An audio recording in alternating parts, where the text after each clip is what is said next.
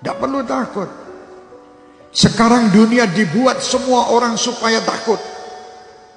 Sampaikan kepada dunia dan sampaikan kepada orang yang membuat berita takut-takut itu.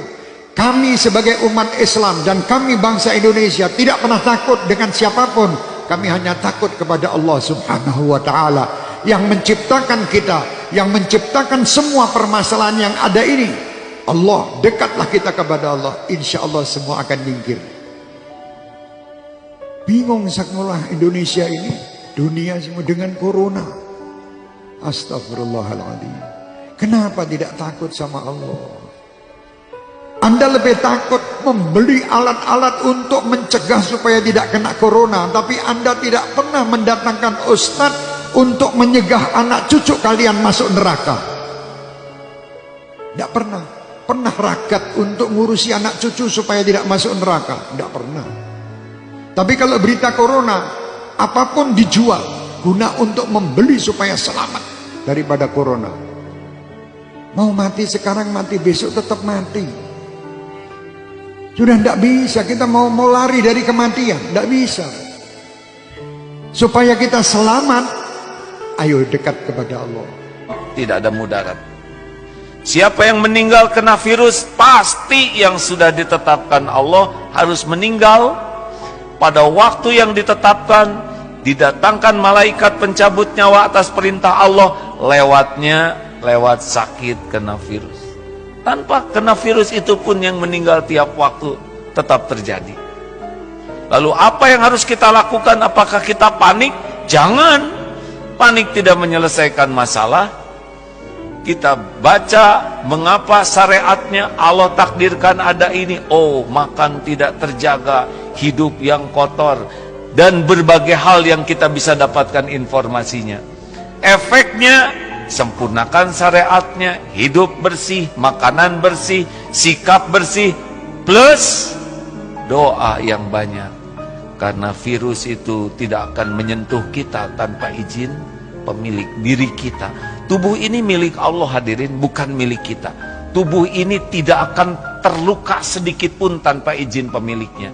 Tubuh ini tidak bisa mati kecuali dengan izin pemiliknya, Allah Subhanahu wa ta'ala. Oleh karena itu, mendengar virus corona, yang harus diingat bukan virusnya, tapi pencipta, penguasa, pemilik segala-galanya, Allah Subhanahu wa ta'ala. Dan kita harus tahu bahwasanya musibah itu bisa Allah timpakan kepada siapa saja. Fitnah itu akan bisa Allah timpakan kepada bukan orang yang berbuat zalim. Yang la tusibah dan ladzi dzalamu minkum khosoh, tidak akan menimpa kepada orang yang bermaksiat saja, tidak. Bisa saja yang ridho dengan orang bermaksiat akan ketimpa juga. Mungkin semacam itu. Jadi ada sebuah tempat dia melakukan kemaksiatan lalu Allah timpakan musibah, orang berimannya kena.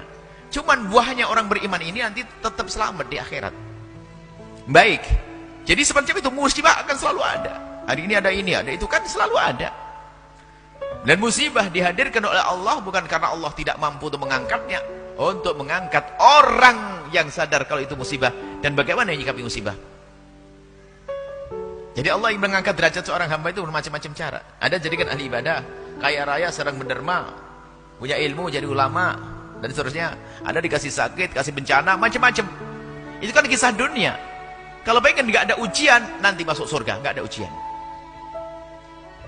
Baik. Lalu bagaimana sikap kita di saat kita melihat musibah yang menimpa satu kaum misalnya? Pertama, kembali kepada Allah Subhanahu wa ta'ala. Tadi kami sampaikan. Kembali kepada Allah.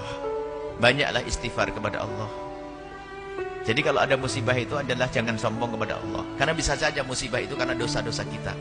Banyak istighfar kepada Allah agar Allah jauhkan dari musibah. Istighfar yang banyak. Istighfar. Astagfirullah.